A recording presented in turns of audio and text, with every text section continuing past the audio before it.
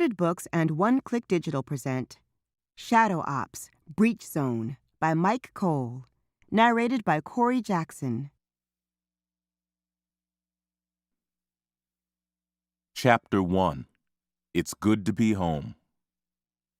Vice President Howard Porter, on his inauguration as president following the impeachment of President Walsh. My predecessor's involvement in the Shadow Coven and FOB Frontier scandals has shaken the public's faith in honest government, and rightly so. But this is no time to point fingers. Former President Walsh will have his day in court, and like all of you, I am looking forward to seeing the truth come out. Today is a day for looking ahead, for starting down the road to restoring the people's faith in their government, in matters of arcane security in particular. Today, I recommit myself to enforcing the provisions of the McGower-Linden Act with total certainty, severity, and transparency. Swift eased up the hood of his sweatshirt and kept his head down.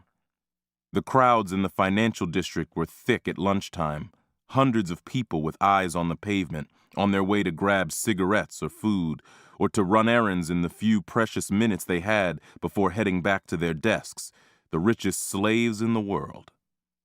Swift sighed internally.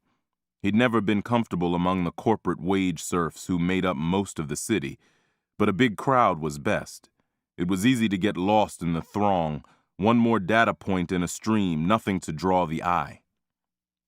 He felt his magical current thrumming. The scar of his ruined tattoo itched on his chest, an old reminder of older fights. He'd won them all and somehow still lost. His girlfriend, his baby were still gone, the man who'd killed them still alive. He'd had Harlequin dead to rights, had looked down the barrel of a gun straight into his old enemy's eyes. The moment had hovered, time frozen as Swift faced a pair of choices, each resulting in very different people. He'd let Harlequin go, watched him walk away, still breathing, and hoped the person he'd chosen to be was the better one. Even all this time later, he still wasn't sure. He moved through the crowd, keeping his elbows in, not wanting to draw attention to himself by shoving anyone out of the way. At last, South Ferry Terminal hove into view, the water of the bay sparkling beyond. Oscar Britton had wanted him to stay in the source, to build a new life in the Goblin Village. Swift had insisted Britton send him back.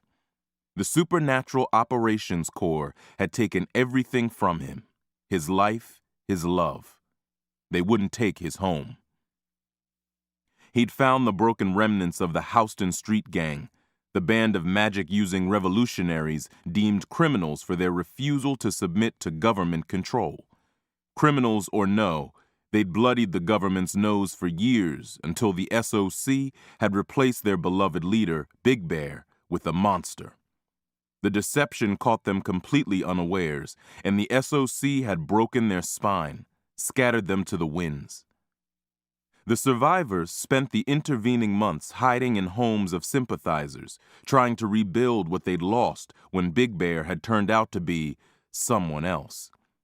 Months of jumping at shadows, of desperately hoping the SOC had bigger fish to fry. But Swift found time to come down to the water every day, to give himself a few minutes to look out over the glassy surface, to feel the breeze slide over his ears, whispering in his hair. Sometimes he imagined it was his girlfriend, Shy, speaking to him from beyond the grave. Of course, it wasn't all fun and games.